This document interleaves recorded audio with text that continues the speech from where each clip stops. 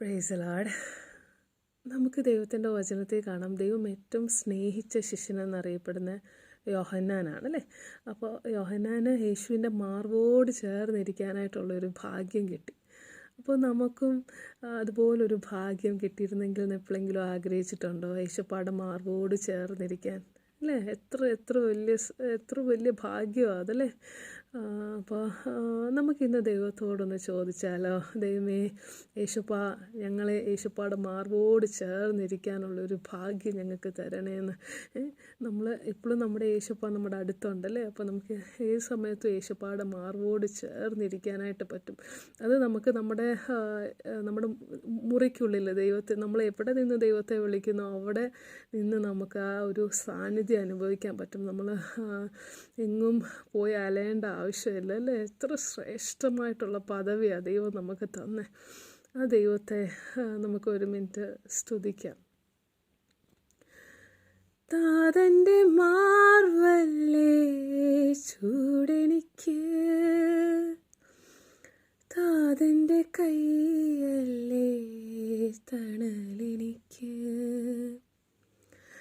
താതൻ്റെ മാർവല്ലേ ചൂടെനിക്ക്, താതൻ്റെ കൈയല്ലേ തണലെനിക്ക്. കൊതിയേറുന്നേ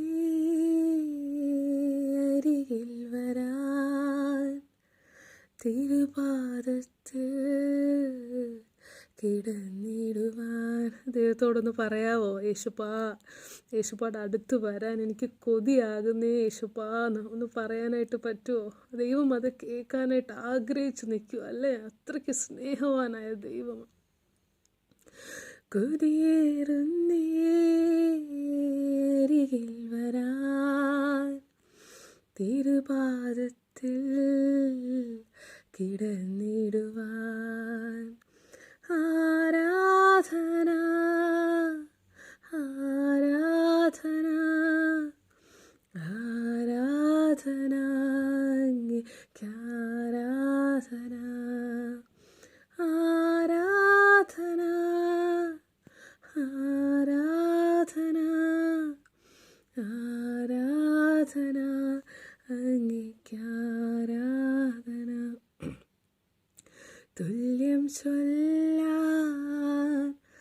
ആരുമില്ലേ അങ്ങേപ്പോലെ യേശുവേ.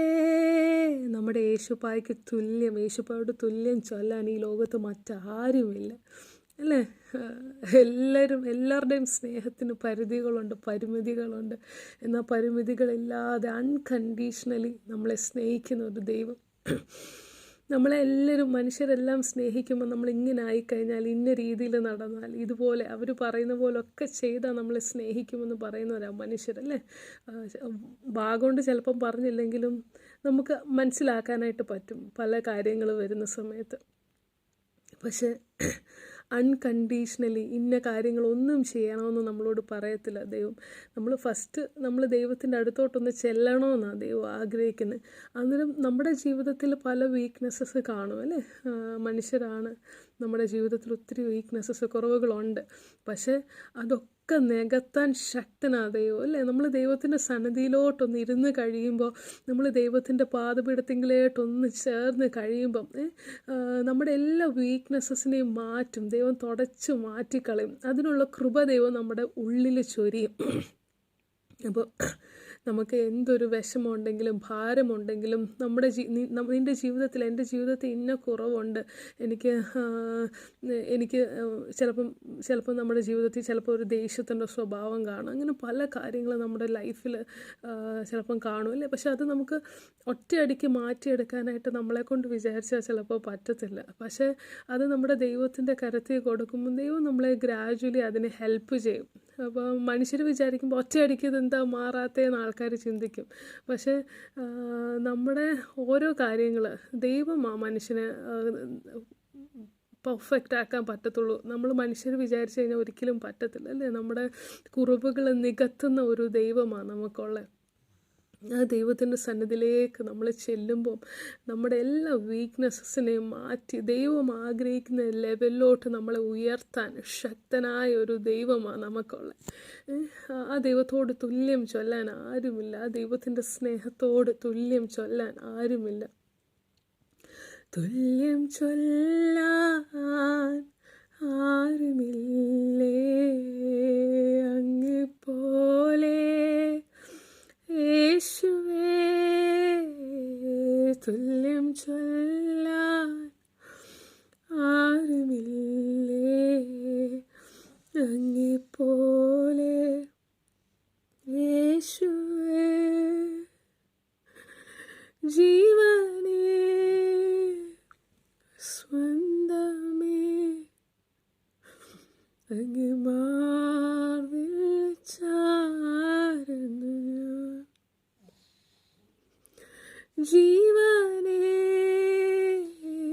സ്വന്തമേ അങ്ങ് മാർവിൽ ചാരുന്നു ഞാൻ. ആരാധന ആരാധന ആരാധന അങ്ങേക്ക് ആരാധന. നമ്മുടെ ഹൃദയത്തിൽ നിന്ന് ദൈവത്തെ ഒന്ന് ആരാധിക്കാൻ പറ്റുമോ? നമ്മുടെ ഹൃദയത്തിൻ്റെ ഉള്ളിൽ നിന്ന് വരണം ദൈവത്തോടുള്ള ആരാധന. നമ്മുടെ വാ കൊണ്ട് നമുക്ക് എക്സ്പ്രസ് ചെയ്യാനായിട്ട് പറ്റത്തില്ല അല്ലേ? എത്ര സ്തുതിച്ചാലും മതിയാകത്തില്ല. എണ്ണി എണ്ണി സ്തുതിച്ചാലും ദൈവം ചെയ്ത നന്മകൾ തീരത്തില്ല. അത്രയ്ക്ക് വലിയവനാ ദൈവം അല്ലേ? എണ്ണി എണ്ണി സ്തുതിക്കുവാൻ എണ്ണമില്ലാത്ത കൃപകളിനാൽ ഇന്നയോളം തൻ ഭുജത്താൽ എന്നെ താങ്ങിയ നാമമേ, ഇന്നയോളം തൻ ഭുജത്താൽ എന്നെ താങ്ങിയ നാമമേ. ഉന്നം വച്ച വൈരിൻ കണ്ണിൻ മുൻപിൽ പതറാതെ, ഉന്നം വച്ച വൈരിൻ കണ്ണിൻ മുൻപിൽ പതറാതെ, കൺമണി പോൽ കാക്കും കരങ്ങളിൽ നിന്നെ മൂടി മറച്ചില്ലേ. ജീവിതത്തിൻ്റെ പല സാഹചര്യങ്ങളിലും നമ്മളെ തകർത്ത് കളയുമെന്ന് പറഞ്ഞ് ശത്രു പോരാടിയ സന്ദർഭങ്ങൾ നമ്മുടെ ലൈഫിലുണ്ടല്ലേ? പല സാഹചര്യങ്ങളിൽ നമ്മൾ ചിന്തിച്ചിട്ടില്ലേ, ഇത്രയേ ഉള്ളൂ, നമുക്കിനി മുന്നോട്ട് പോകാൻ പറ്റത്തില്ല, നമ്മളെ കൊണ്ട് ഇത്രയൊക്കെ എത്താൻ പറ്റത്തുള്ളൂ അല്ലേ, നമ്മുടെ ലൈഫ് ഇവിടെ തീർന്നു എന്ന് പല സന്ദർഭങ്ങളിൽ നമ്മുടെ ജീവിതത്തിൽ ചിന്തകൾ വന്നിട്ടുണ്ടല്ലേ? നമ്മളെ തകർത്ത് കളയാനായിട്ട് ശത്രു നോക്കിയ സന്ദർഭങ്ങൾ. പക്ഷെ ആ സമയത്തും നമ്മളെ ചേർത്ത് നിർത്തിയ ഒരു ദൈവം അല്ലേ? എത്ര ശ്രേഷ്ഠമാണ്! നമ്മളെത്ര സ്തുതിച്ചാൽ മതിയാകും ആ ദൈവത്തെ. ഓരോ ദിവസവും ആ ദൈവത്തോടുള്ള സ്നേഹത്തിൽ കൂടുതലായിട്ട് അലിയണം നമുക്ക്. അതിന് ദൈവത്തോട് നമ്മൾ സ്വന്തമായിട്ട് വിചാരിച്ച ഒരിക്കലും പറ്റത്തില്ല അല്ലേ?